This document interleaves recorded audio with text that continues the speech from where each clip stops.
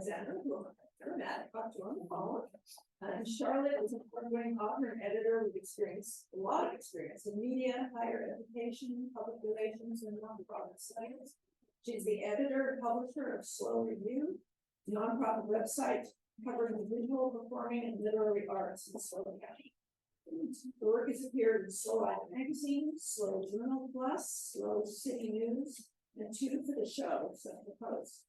She's the co-author of When Your Pet Outlives You, Protecting Animal Companions After You Die, which won a Muse Medallion Book Award from the Cat Writers Association. I got to travel the country on that book. She owns and operates CC Imprint, a publishing company that recently published a book, It's Good to Be King, by the late Central Coast broadcasting print journalist Tim Harris.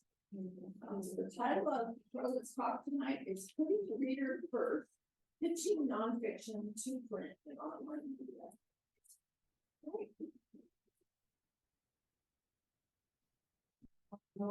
Oh, you. So that we have I forgot to mention we're having bookshop night tonight. We had a whole table full of books from our members with written books. So we're gonna have a break and then struggle with it. Okay. Yeah, and I'm pretty informal, so standing up here talking in front of you for Zoom may get in trouble a little bit because I really want to connect with you. I'll start out by following Brian's advice about the writers' conference this weekend, and that is I better start out with the unfettered truth of my own for me being here tonight. Okay. Yes, I'm happy to talk to you about pitching online and print media, nonfiction in particular. But I do have an underlying reason, and that is because I am publisher of SLO Review, which is at sloreview.org, and I'm happy to hand out my cards. SLO Review is a nonprofit website that centers on the arts in San Luis Obispo County, and I'm looking for writers. Okay. Now I want to talk about mostly nonfiction here, but I do publish fiction. I've published poetry. I've published essays. I've published some creative essays. I've published some short stories. So because it's all online, I don't have a print version. I can't really publish novels at this point. I also have published photographs by photography. So I basically would like to talk about 4 different areas tonight, getting into the idea of writing nonfiction, particularly if you're a fiction writer, and you might even be interested slightly in nonfiction. I want to talk about you as a writer. I want to talk about your readers, because especially in the nonfiction world, although I think it's entirely meaningful in the fiction world as well, you're writing for your readers. You're not writing for you. I mean, it may be cathartic, it may be giving you an opportunity to express yourself, but you're writing for other people. Okay? I want to talk about your options for publishing nonfiction, particularly locally, as in SLO Review. And I want to talk about putting your fiction skills to work for nonfiction.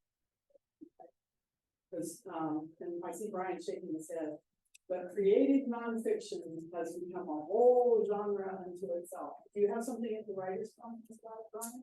Well, we have a flash fiction for the teens, but no, we don't have any. That's a good thing we need to do next year. I will say, because people like me, Brian just said maybe flash fiction, but not something specifically to creative nonfiction.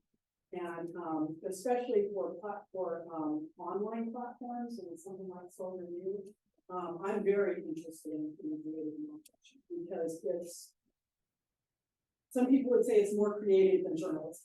Basically, people talk about nonfiction as being journalists. And that's the who, what, when, where, why. You get the whole thing. You've ever been to journalism school. It's all that.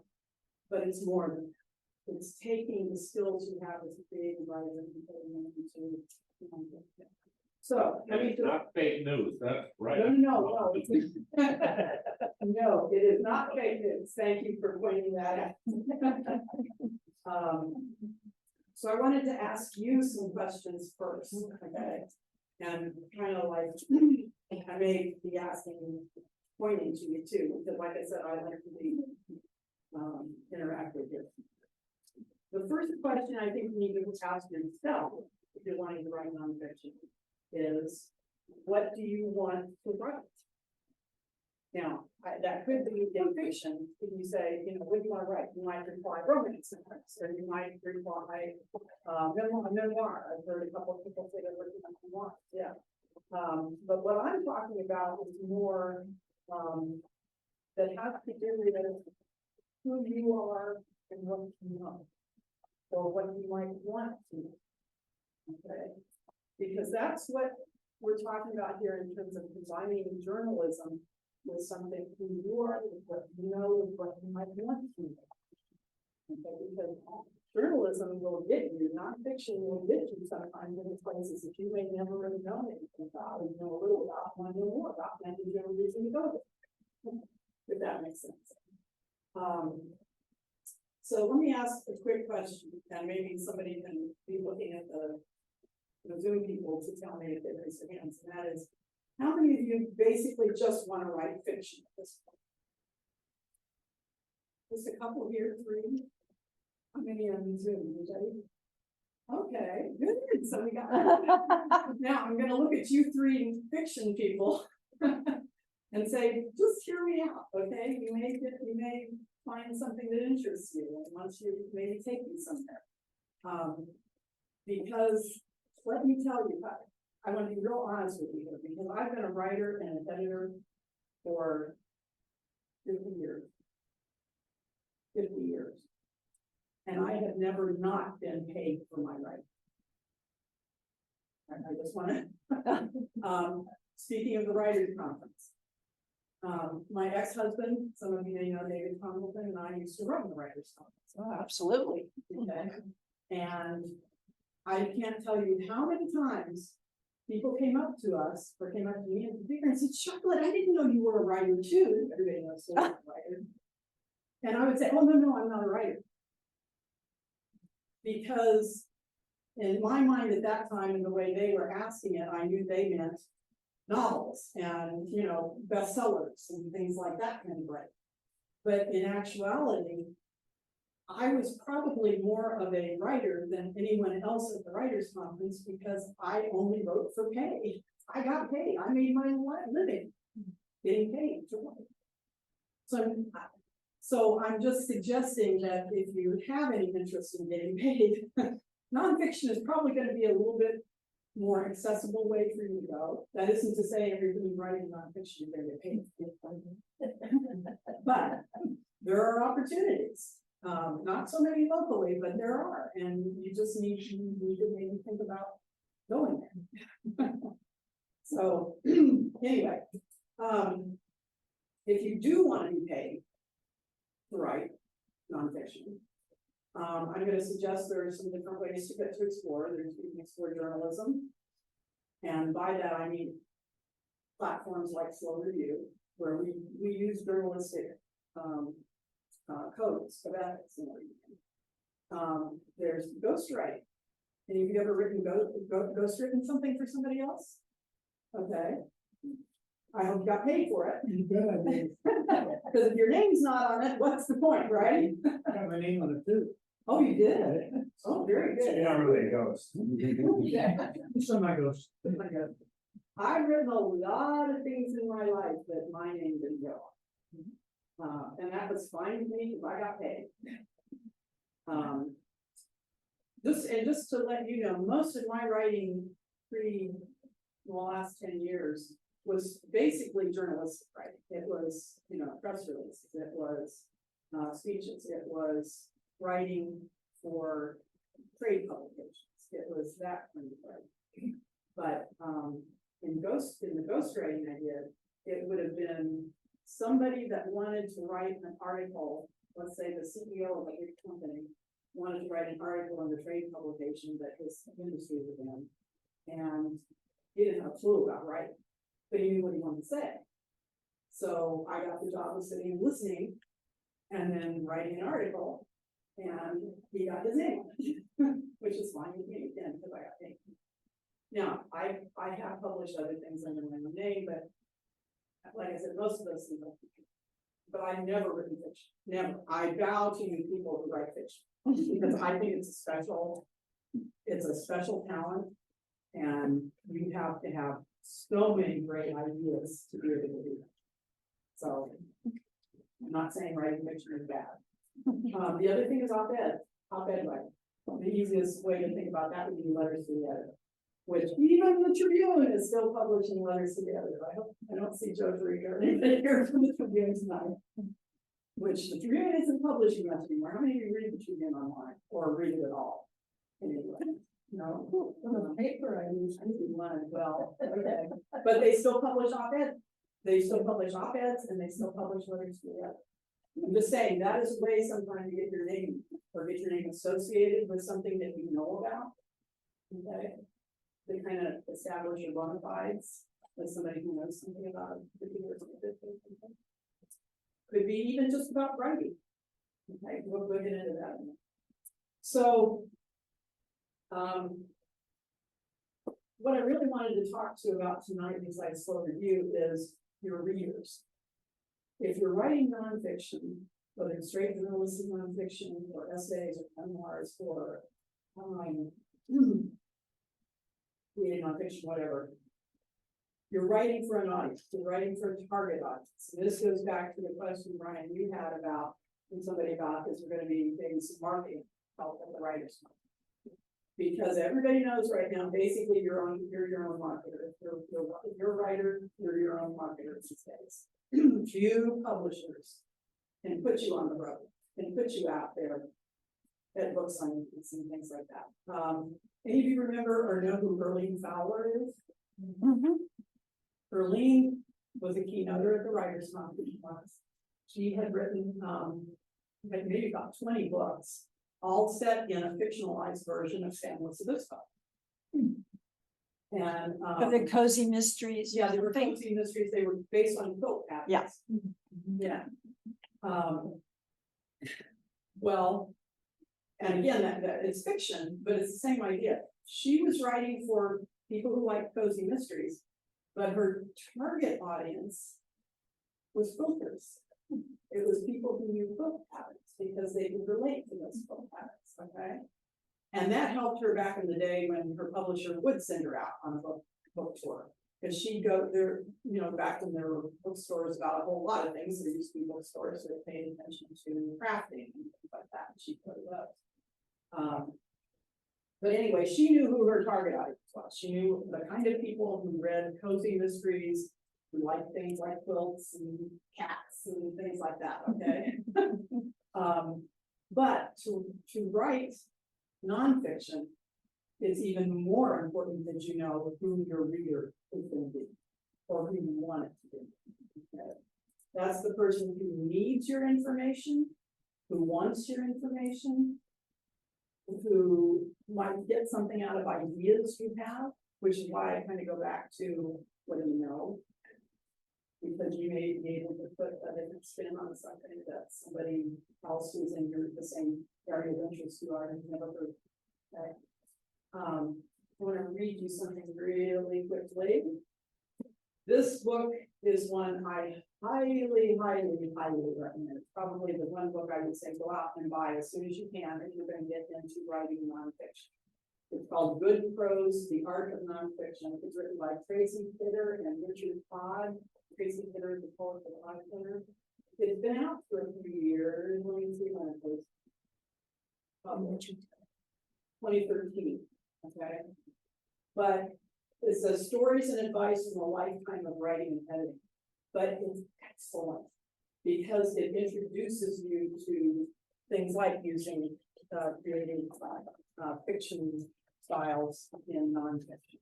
But let me read you something here about your readers. To write is to talk to strangers. You want them to trust you. You might well begin by trusting them, by imagining to the reader an intelligence that leads people to the intelligence you imagine. No doubt you know some things that the reader does not know. Why else presume to write?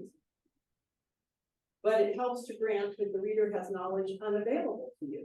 This isn't generosity, it is realism. Good writing creates a dialogue between writer and reader, with the imagined reader at moments questioning, criticizing, and sometimes, you hope, sending. So to me, that was kind of the essence of when you're writing and thinking about yourself, thinking about the reader who's going to be reading what you write. And I will just say, I consider myself a better editor than a writer, and that is the essence of editing. To read something either you yourself have written or somebody else has written, and to put your mindset of being the reader who is reading that for the very first time. And that's, I don't know if you have an editing group or anything like that, but it's kind of similar to writing groups where you read aloud to other writers, because those other writers will pick up on things that you don't pick up on, that things that you assume your reader must know, that they don't really know. Like a critique group, Like a critique, yeah, we have Right. critique groups, and we Right. have one. With this, like a critique. But learning to edit your own self can be hard, but it really pays off, let me tell you, because you start putting yourself in the chair of the reader who's reading what's written. So let me talk about your options that I know of for you to publish nonfiction to your target audience. Okay. Let me ask this before I start doing them. What do the ones of you who said you're open to writing nonfiction or you write nonfiction? What do you write about? Let's give me a topic. Dogs and genetics. Dogs and genetics together. Yeah. Interesting. Inheritance and genetic diseases in dogs. I published, not for pay because I'm a member of the committee for the club, so we don't get paid. Yeah.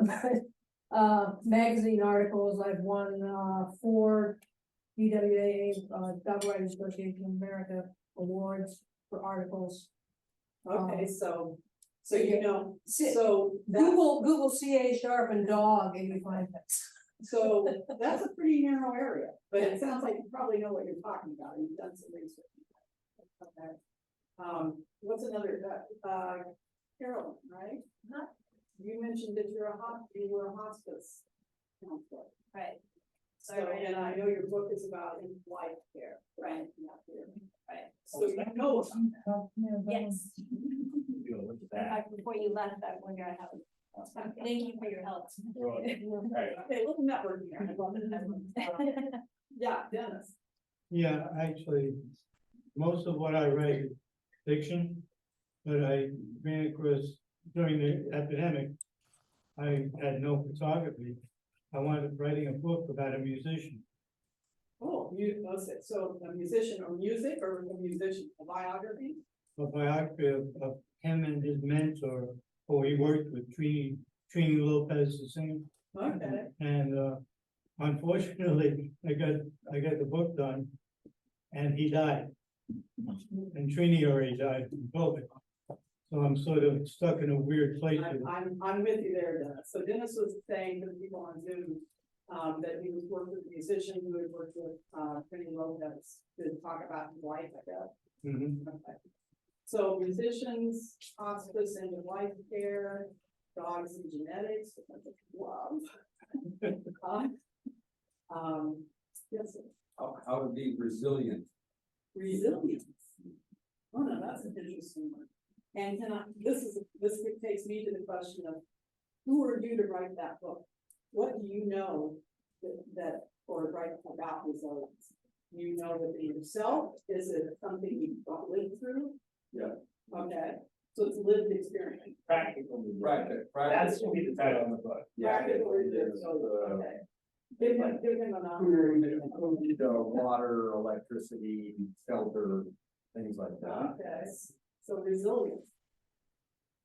Very different topics you'll notice here, okay? how about cooking? Do you have a cookbook? Yes. He has a cookbook. Okay, oh my God. The only problem I have about that is pretty much these days, you're probably stuck with online. I don't know, you may have a better experience with. I had somebody who published books, Because cooking right now, there are very few people who will buy a book on cooking. They will go on, they'll say, I wanna make this, or I wanna do cumin food, or something like that, and it's pretty easy those things. But somebody still has to write those recipes. Somebody still has to provide the photos, okay? Somebody still has to provide the background. You can read the compelling Times article. Well, I think her book is culturally based, isn't it? Isn't it about, it's called Beyond Curry.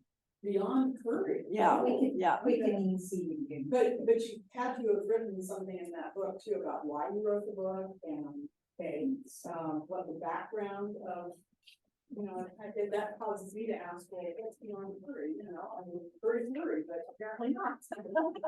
Yes, sir. Operating instructions and for calibrating instruction, technical writing Technical, for right? medical equipment. Technical, right? Trade publications are right down your alley. Have you written for trade publications? No, Okay, I'm just saying, we'll talk. Well, let me start by talking about, I can't think of any local publications that might immediately, Carolyn, I think we talked. I'm just using this as an example. I have a hospice worker who just wrote an essay for me on SLO Review about the effect of the arts on end of life care, or vice versa, I should say.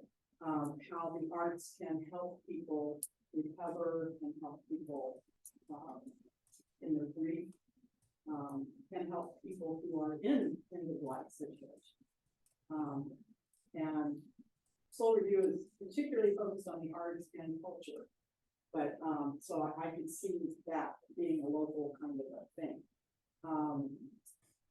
What I did was kind of do a little survey of the local publications that I knew of online and in print, and I talked to some of the publishers to just get a sense of who's taking what right now. I can tell you who's not accepting anything. And I can tell you a couple of people who would love to hear from, maybe you're all of you, okay? Let me start out with SLO Review. When I'm done here, please see me and get up one of my cards. It has my, I should have asked for a whiteboard or something, because I like to write my old teaching. But anyway, you can get my email address on there, you can get my cell phone, contact me, query me. I will take unsolicited manuscripts, but I prefer a query first. Because this is a small county. There's only 300,000 people in this county.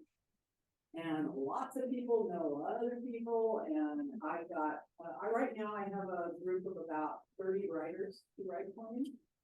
And I just don't want two people writing about the same thing, or the same event, or whatever. That's where an op-ed piece would probably stand on its own. But if you're writing about, let's say, Dennis, you decided to write a piece for me about this musician, if he's local. I just want to make sure that somebody else isn't already working on a piece about that person. So I appreciate it very first. Okay. So we just talked about a couple of places locally else for you to pitch your ideas. There are some other places that I suggest to you that I'm not privy to much. If you're just interested in op-eds, if you have knowledge, if you have a very strong opinion about something that's in current news, not just letters to the editors you can write, but you can pitch op-ed pieces that are longer to the Tribune, New Times. They do like people who know what they're talking about, writing well thought out articles. So consider that. If there's a local topic you know something about, or people who know something about, don't hesitate to reach out. Stephanie Virginia at the Tribune she's a great person. Neil at New Times and Bob Recker, they'll listen. Calcoast News, any of you know Calcoast News? Parents living here in Beasley publishes it. It's mostly just hard hitting news, but every once in a while she'll publish an op-ed on a topic of current interest. You might look them up. There are a bunch of publications, and particularly in North County, that 13 Stars Media runs. Maybe you met Haley or something there, written for them? Yeah, what have you written for them? I write legal columns for them and, pastorals. Legal, are you an attorney? I am, yes, but Oh, it'd be awkward if I wasn't.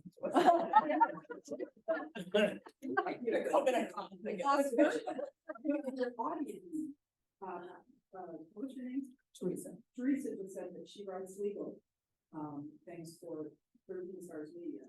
And, but your audience there is not attorney.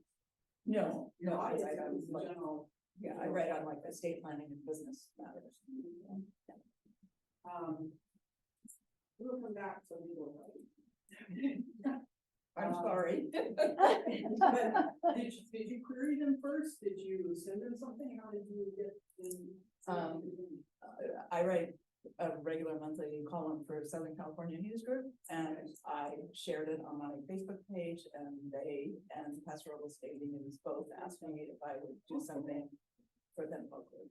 And this may not be exactly how you do it, but that's another thing I wanted to mention later on, and that is repurposing. Particularly in nonfiction, you can repurpose something. If you're writing for a Southern California law journal review, whatever, that mostly Southern California people are gonna write, almost all the time when you write, you retain copyright. Okay, if you write for SLO review, you still retain the copyright.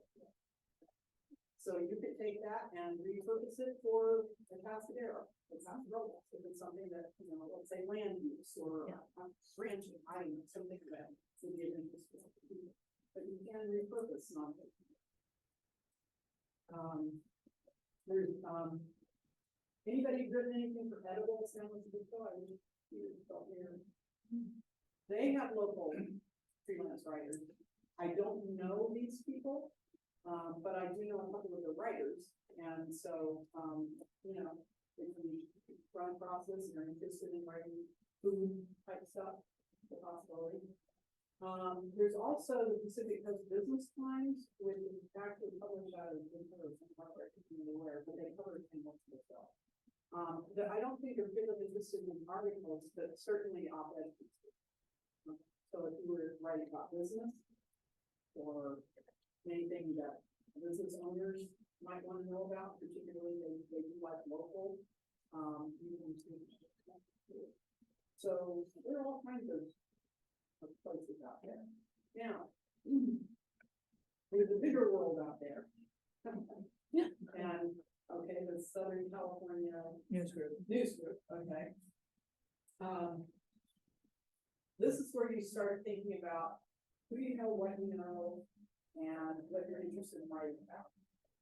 Because there are millions of publications out there. There are trade publications. One group that I really encourage people to look at are alumni. How many of you have gone to college? Somehow, even a class, one class. If you go into a class at a college, you're an alumni. And you probably are still getting your alumni. I'm still getting mine. That's found me all over the country. Wherever I move. I used to edit an alumni magazine. And I like to have articles from alums, but they didn't have to be alums. And it's the kind of thing like, you know, somebody interesting locally here that has an interesting story. Find out where they went to college. See if they've been featured in their alumni magazine. You can always pitch the editor. Hey, I know this person, especially if you've already written a profile for a local, but you can repurpose the article. All you have to do is throw in some, you know, more quotes about their college life or whatever. But that's a big way to get into our published and get a bio. I actually, you know, this has been 30 years ago, but I actually paid writers stuff. At that. So you can query and find out if they pay or don't pay. But it's either byline and they pay for it, or both. You know. Again, it helps to provide accompanying photos or graphics. Have you all seen this at your local library book page? this publishes reviews of books. Go to any of the local libraries and you will pick this up. You will review the local, not local books, you will reviews of books. But they do, if you like books, if you read books, if you're in a particular genre of books and you want to start reviewing books, this would be a place to go to. There's online reviewing. I mean, you have to do like for your particular genre or whatever. But it's like, and then I go into trade limitations, the technical aspect of something. Have you done any work for iFixit? No, Could you? I mean, is that the kind of place that you could? what was it again? You know, iFixit? I fix it? No, it was pretty specialized, weird stuff, Yeah. medical instruments. Yeah, it's interesting. It's weird stuff, but I just didn't know if that might be someplace that might be the subject of an article that might appear in a trade publication. I mean, they have a lot of pretty, you all know iFixit is in San Francisco. It's a place that publishes instructions about how to fix things. In San Luis Obispo. Oh, yeah, right downtown, they have the old, an old car dealership in Monterey Street. Is that what that is? I saw the sign. I think so, actually. But I'm just saying, you know, it takes some creative thinking to say, okay, if I know something, who else would want to know something about it? And believe me, there's a trade publication out there for everything. When I first got out of college, I worked as an editor for a magazine publisher in Indianapolis, Indiana. I was the editor of Mine and Quarry. I was the first ever editor of Art Product News, which is still published today. And those are things like what? Well, if you're an artist, you probably subscribe to Art Product News because it's got all the new products that you can use as an artist. And you know, everybody's inventing something new all the time. Mine and Quarry Trader was about a whole bunch of machinery that I knew nothing about. But I learned how to spell all of them. And I learned how to recognize them in photos. Because they were willing to teach me and I was willing to work for practically nothing. But it got me into the printing publishing. I'm just saying that the company that owned that is called Construction Digest. And as far as I know, Construction Digest is still publishing. It's a national magazine for the construction industry. And if you know anything about construction, that would be a place to query, let me tell you. Because people are always looking for new blood, particularly people who know maybe newer things that the industry might not know. Or are willing to learn, are willing to research. I mean, my God, with the internet, you know, you wouldn't believe the things I've been writing about, but I knew nothing. I have written, and I'll share this with you a little bit later. I wrote an article that's going to appear in the SLO barcode under my own name. They gave me and they gave me my own. But I don't know. I didn't know anything about fun. It's a celebration. You know, I'll tell you about that in a little bit when we talk about creative writing. Because I wanted to do it in creative nonfiction, not just the straight feminist stuff. The other thing is to say, what do you do? Well, I'm wondering if you know of any journals, publications online or on life extension or anti-aging. Have you ever run into any of that? I haven't, but that's not been an area that I've particularly worked with, but I can't imagine there aren't. It just occurred to me there might be. I've never yet. There's a great platform called Saging. Oh, SAGE-ING, Saging, and it's about aging and, you know, wisdom, and it's a great. Anthropology and aging in place and all those kinds of things as the population aging is a huge market now. Yeah. You know, I get AARP every month or whatever. Yeah. You know, but all those things have to come from somewhere. Somebody's writing them, you know. And that's a particular interest, or you see an article that you have a different take on. Jamie Lee Curtis has been making a big deal about being against the phrase anti-aging, that it should be pro-living instead of. She just said that, Jamie Lee Curtis is an advocate of pro-living, not anti-aging. This is pretty good. So what's your opinion on like Substack? It's kind of like my opinion on publishing a book, right? And that is, if you've got a name and you already have a ton of followers, you probably do real well. But So hard to if get you're started. nobody, Yeah. it takes luck to become somebody. I mean, I've followed a couple people on Substack, and that is a way for journalists to start publishing their own stuff. Do you think there's like too many on there to Oh, get? the internet is just too full. Yeah, yeah. It's just too full. Yeah. There's no funnel to get to the good stuff. I guess is what I'm saying. You have to go through a lot. It's kind of like podcasting. You know, I just got into podcasts about a year ago because I kept going, oh, I can listen, but then I spend a lot of time in the car now, so I started listening to one. But go look for, you know, a podcast on aging. I bet there is one. Oh, and I know Julia Louis Dreyfus. Louise Dreyfus. You know, like Julia Louise Dreyfus. That's fun, where she sits down because she's like my age, and she's interviewing women who are 20 years older than her about what they want to do. So I know there's that and like that kind of thing, but for that one, and she's got a name and already a following, there's probably 200 others that don't have any following. It's just, I'll tell you, I was just talking to Brian about the writers conference and the fact that marketing is just horrible right now. A lot of my life I spent getting the word out, using local media to get the word out to local people and things like that. Now you have, whereas in the old days I used to have 10 different publications or places that I could place stories. Now there's probably 25. When you talk about what is it, X that used to be Twitter and Instagram and TikTok, and I mean, there's just so many ways to market your stuff. It's like picking who you market to. Brian was saying, I said, well, he was saying that he kind of put off the marketing until the last one got his schedule together and everything. And so he's kind of feeling like he doesn't have as many people signed up as he'd like. But he thinks it's because he didn't use anybody to figure out where to put the information about writers' conference out. I mean, coming here is, this is pretty obvious, telling you all about it. But if you look around here, Nicole, I think you're probably the youngest one. I don't want to single you out.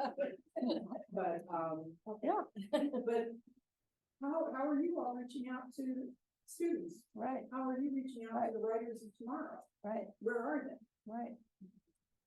They're on TikTok. Not that I have the answer, believe me. I'm so glad right now that I don't have to figure that out. Because yes, if they're on TikTok. Well, we've desperately needed a marketing director, now we have one. Okay, so we're good. So Yes. you've got a marketing director. Yes. And marketing is all about channels. It's all about how you get to the people who are your ideal audience, and that's what I'm talking about. Yes, sir. Yes, sir. I've been following for years, one of his management gurus, Brian Tracy.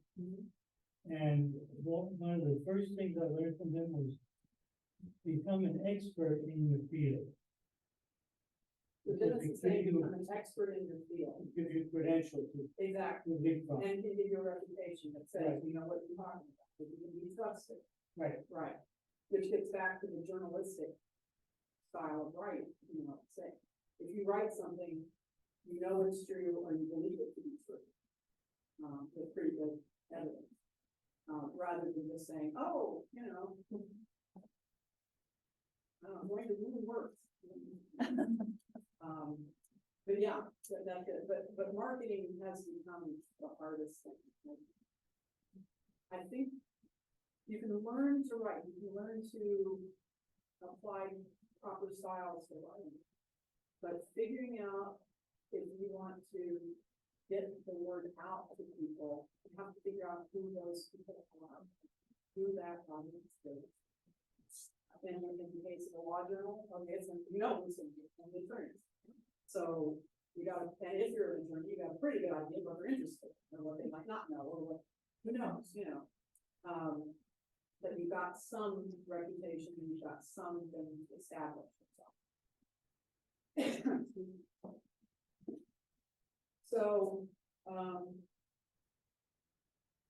my advice on that is basically, you're looking to write nonfiction, look at the things you're reading. When somebody mentioned anti-aging, for some reason, Wired magazine came into my mind, because it's a magazine that is reaching out. It used to just be tech stuff, you know, the latest iPhones and all that kind of stuff. Wired.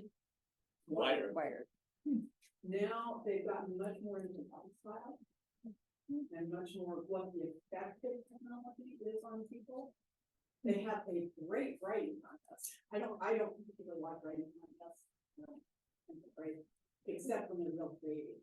And this one is every month in the magazine online, they give you a scenario, and you have to write a 6-word story based on the scenario. It's kind of like New Times is 55 fiction, you know, where you've got to condense it down, which, if nothing else, says the attention span of today's reader. 6 words. Okay. But it's really interesting where they're going. So and I kind of think they have done something to find out who's reading the magazine, in order to think they need to kind of retool some of what they're writing about. You know, it's not just the latest technology, it's what that means to people. I subscribe to Wired. I don't know anything about technology or AI or anything. I don't really want to know, but it's got articles that are influencing what I think about artificial intelligence and technology and what it's doing to us. So if I had any knowledge about technology and all that, I might think about querying them about it. Anyway, so I'm just saying, look at what you read now and say, do I have something to say about that? Like, can I research something that interests me that I haven't seen yet? Okay, finally, I just want to talk a little bit about fiction versus nonfiction. Okay, so those of you who have pretty much just written fiction and think that nonfiction is hard, it isn't hard. And there are a lot of places out there to get information about how you can get it. And I just want to give you some examples and talk a little bit about the skills you already have that you can transfer to nonfiction. And that would be, for example,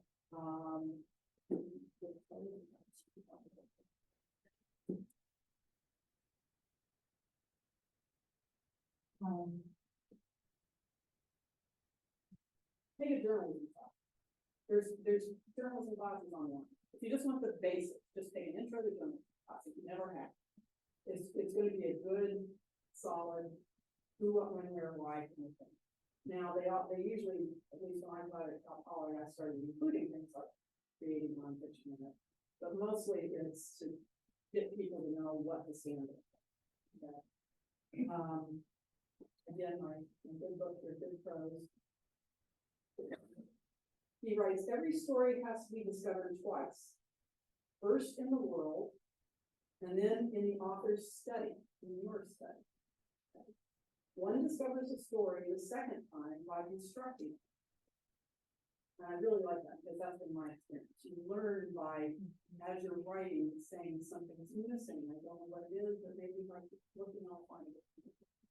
In nonfiction, the materials are factual. In other words, gotta be true, gotta be a fact. But the construction itself is something different than fact. And that's where you get into the creativity. If you can all do this, you don't need to help me or read something to you, but there's a lot of definition online about what creating nonfiction is, or sometimes called narrative nonfiction. But it's applying fictional styles and ways of writing not mine. So just Google creating nonfiction. One of the first people you'll come up with is,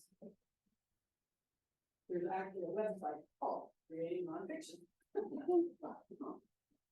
That talks about what it is. Well, let me just tell you, nobody's agreeing what it is, other than it's taking something that's true, but making it more interesting, okay? Making it more readable. Let me read you what this person says. Writers who write creative nonfiction are very different in voice, orientation, and purpose. But what they have in common is that they are, in one way or another, writing true stories that provide information about a variety of subjects enriched by relevant, thoughtful ideas, personal insight, remember that, personal insight, and intimacies about life and the world we live in. So again, it kind of goes back to who are you, what do you know, what life have you lived, what experiences do you have, and what can you bring to this topic? Mostly that shows itself in things like memoirs or essays. I've got 20 or I've got Some 12. great Better. nonfiction that I've written, I have used it, I'll show you an example of this. What other people have done, skills you need. They can capture readers' attention and retrieve them. You know, sometimes the only who, what, when, where, and why, and the story is pretty dry.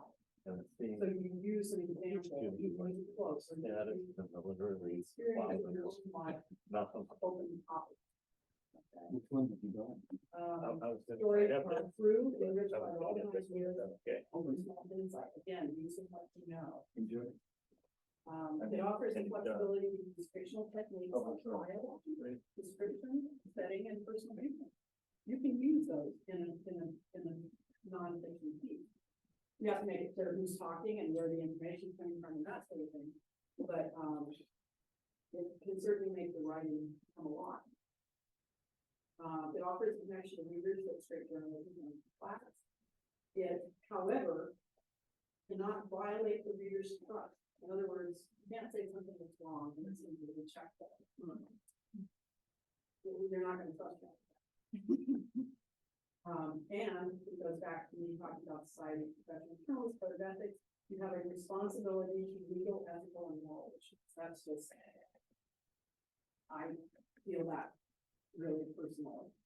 That you can't lead somebody down the garden path. You're not pitching a story to a newspaper because you're trying to sell something. At least without the slogan. Some places, you'll see this online. Somebody reviews a thingy, and they'll say, oh, by the way, if you click on this link, you'll get something. Which leads me to this point. I'm going to give you an example of sometimes I feel like I'm preaching here. I can give an example versus just telling you what to do. And this, I think, is legal. So I had a friend who called me up, who I know, and connections help. You start working with somebody, they'll give you connections. So he used to work for 3 years ago, called me up and said, the local law firm is celebrating 75 years in business. And the local bar bulletin is going to run us 1,500 word article about it. Nobody here is a writer. Would you do this? And I don't know law firm, but I said, sure. It's like interviewing somebody for a profile and pulling out quotes and then finding out what you can't do, doing some research and all this kind of stuff. Well, let me read to you 1, 2, 3, 4, 5. The fifth paragraph down in this article, which by the way, haven't been published yet, haven't been published this month.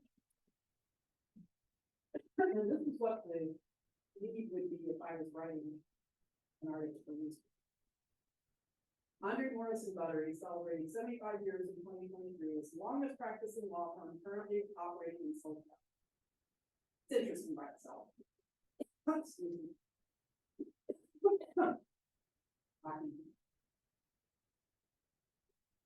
However, I chose to put that in the fifth paragraph. I just want to read you a little bit of what I started out with. Because after talking to the partners in the law firm, what came out to me was that history was very important. That they're 75 years in growing there. They have a moral duty to the community. Anyway, so I did some research.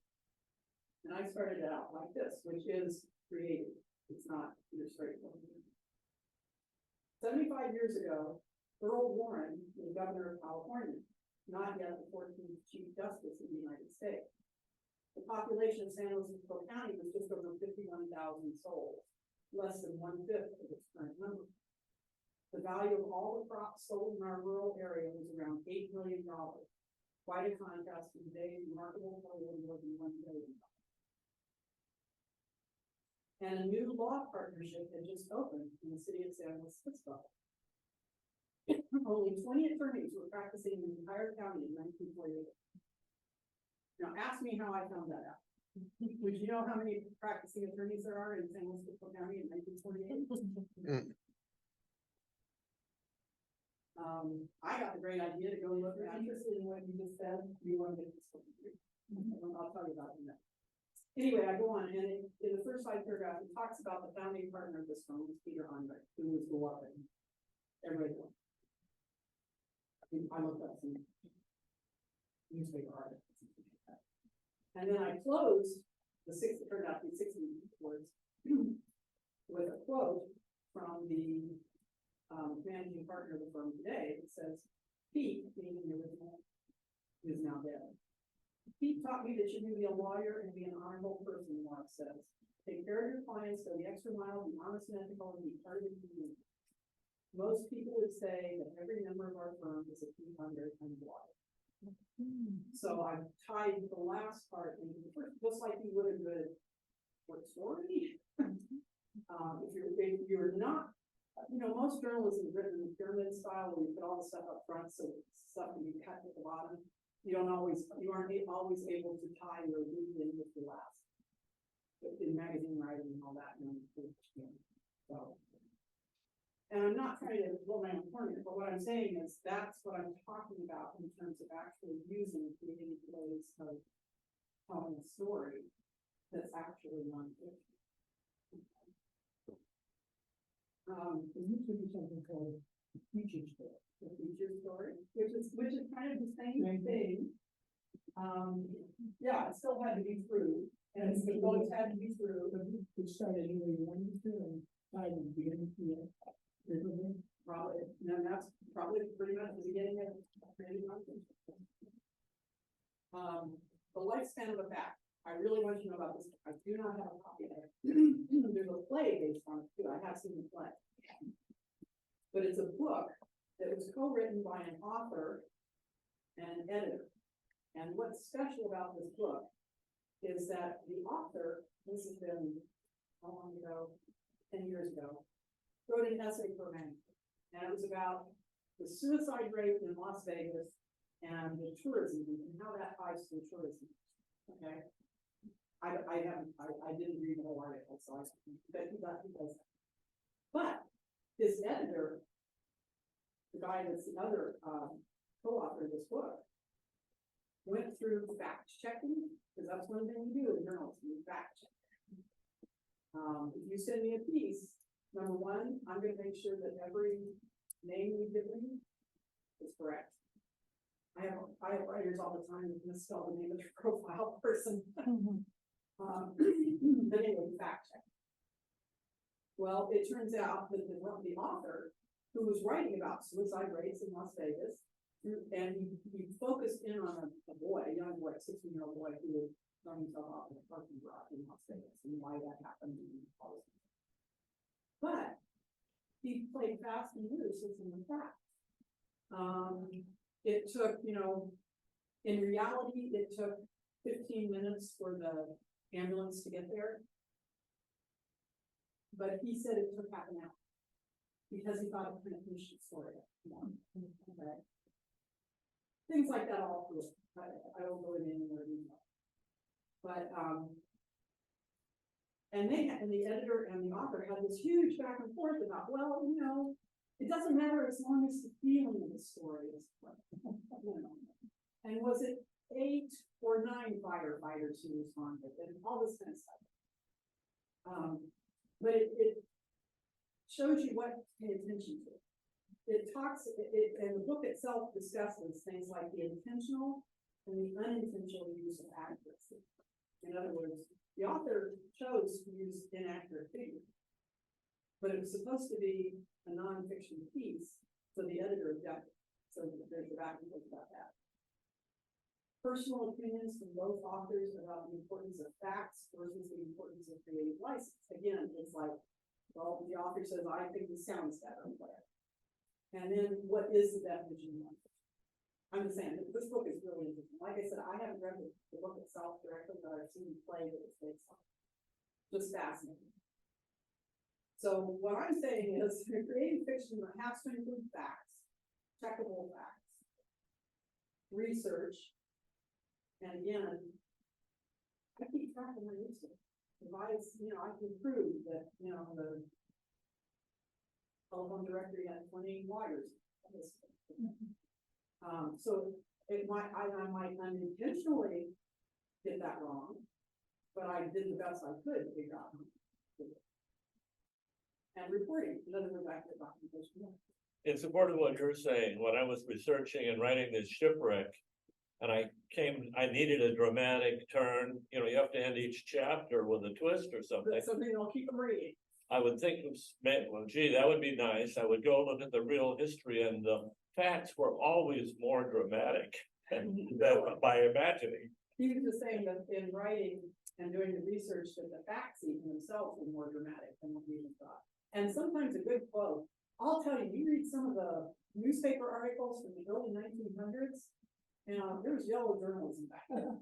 But if you say this is where this came from a first newspaper, at least you're betting where it's come from, you know, where it's coming from.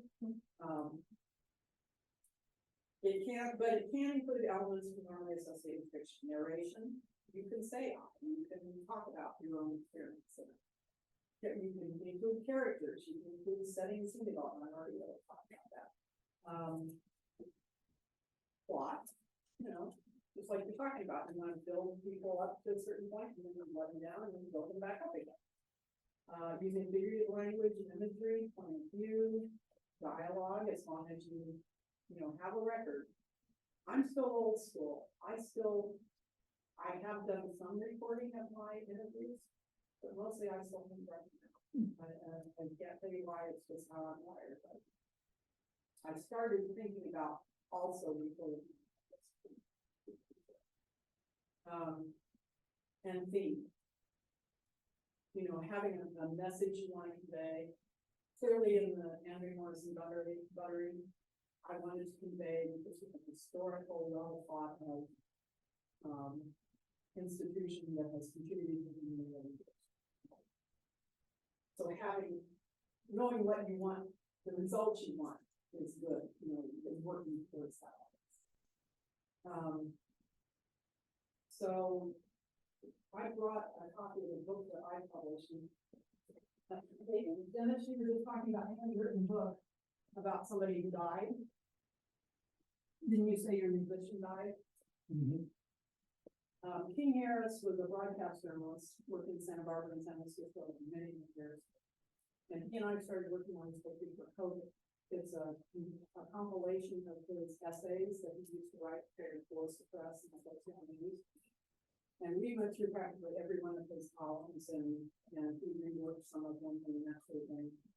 And right before we were getting to the stage where we were going to pick the final pieces, he died. I waited to talk to his widow, because I didn't know if she wanted to continue on. I still wanted to publish it because a lot of people knew him, and his writing is funny, and kind of right on a lot of things. And he talks about San Francisco, he talks about the media, he talks about Vietnam War. Anyway, she said yes, so I published. But the drawback is, I don't have King standing up here telling me about it. I don't have King up here saying, you know, oh, let me tell you another story. And so I am not expecting to sell the number of copies of this that I would have sold had we sold it. Now, I have gotten some coverage. KCBX just aired an interview on Monday, as a matter of fact, with Chris Gardner, who was King's editor. Talked about the book. The Santa Barbara News Press, the King used to know everybody, and Barbara, probably 30 people. So I've gotten some good press out. But it's really sad. It's really sad. But he had an interesting way of writing, and I just wanted to share something with you. The piece is called Play Ball. His family, his wife's family, actually had a whole tradition of baseball in their family back in pre-1900. And he writes, of all the wonderfully curious sounds I love to hear, and there are quite a few, like lifting the lid off of the canister tennis balls, or opening a bottle of beer. A can isn't bad either, but let's face it, suds taste better in glass. Or popping a cork off anything. The best is the crack produced by the wood of the bat in a baseball. Nothing announces the arrival of spring and the promise of summer quite like that particular thing. It's also comforting to know that in a restless and troubled world, another season of Major League Baseball is in full swing. So that's his way of talking about getting into baseball and his love of baseball, which I thought was beautiful. Okay. Where do you wind up? Beyond nonfiction for websites or magazines, there are nonfiction books. I don't know how many of you have. Somebody, you have a nonfiction book in works. And there are tons of great nonfiction books that incorporate creative nonfiction. A lot of them have been around for a while. Jimmy Kelly's written a couple. You think about In Cold Blood, it was written, it's a non-fiction book, but it very much has a fiction quotient. Bill Bryce is another great example. If you never read any Bill Bryce, go out and read Bill Bryce. Well, David Starrs, Joan Didion, I think. But I want to tell you about, there are local authors, and you can see some over there. You have to use some of yours next time I talk about it. This is a book that just came out called Pearls. It's by a woman who's never written a book before. Her name's Lisa Guy. She, because of her background, had learned a lot about parenting and knew a lot of people about that taught parenting classes and things like that. And she decided that a way to promote good parenting would be a book that included a lot of things that you could read to the child from the day and tell them first. And she started this out. It just came out. She started this out with a clear idea of who her audience is. It's new parents. People, it can be older parents too, but people who just had a first date or just about that. And she says, just as the pearls formed over time, beginning with a tiny grain of sand, a child evolves gradually and is shaped by the countless experiences he or she has from birth to adulthood. Understanding the importance of this gradual process, loving our children unconditionally, and making the most of each day with them, includes a guide into their successful development.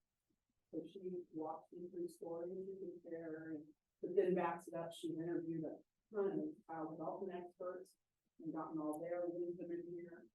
She's written little things to share with the child, even if they can't understand it yet, but they're still learning to take that. She self-published. She was going to try to take it to a publisher and then just decided to do it on her own. We found an illustrator and colorful illustrator. So it can be done, and I think she's got a very good marketing plan about the idea of who her audience is. She wants to try to get a lot of the local libraries have parenting classes, and she wants to give copies to local libraries so that they can share them and all that. She's looking for money from foundations to buy copies of it that she can donate to other organizations. I was gonna talk a little bit about fiction to publishers, but you all know about fiction, and we've got somebody that can talk to you about fiction to publishers folks, and but it comes back down to what I've already really said. Write what you know. Cultivate people who are in the area that you're interested in. Read online platforms and books and magazines that are in the area that you're interested in. And learn to read language if you want to get paid. Again, you have to decide if you want to get paid. Because a lot of times you start out by not being paid. Slow Review is a nonprofit. I can't pay my people. However, I have a plan in place that eventually I am going to pay for it. Because as I've told them, I've already written some grants to try to get some money to do this. The literary arts deserve to be supported just like the performing arts and the visual art. If you produce something, just like an artist producing a painting, it'd be really nice for that painting, if it's good. You know what I mean? So sometimes you only get paid the byline, and that's all we can do until we get some money, but I'm trying to get some. There's a lot of references online. I talked about reading nonfiction, creatingnonfiction.org. Writer's Digest is turned into a real online. If you haven't already gone to them, they have all kinds of stuff about it. And publishing. I think I'm gonna stop there, but I'm gonna stop on a good note. I'm happy to give a book. One of the things books to somebody. If you catch it, you can do it yourself. I'm just. 8274147. That's Kit Johnson. Oh, did she get it? Yeah, Okay, you can get it there. great. I'll get you a copy. Thank you. She'll be thrilled. Okay. I hope that I sparked your interest in something. Yes. I can take questions right now, but I'm happy to hang around with the house, and I feel like I've run on and on. Okay. All right. Thank you.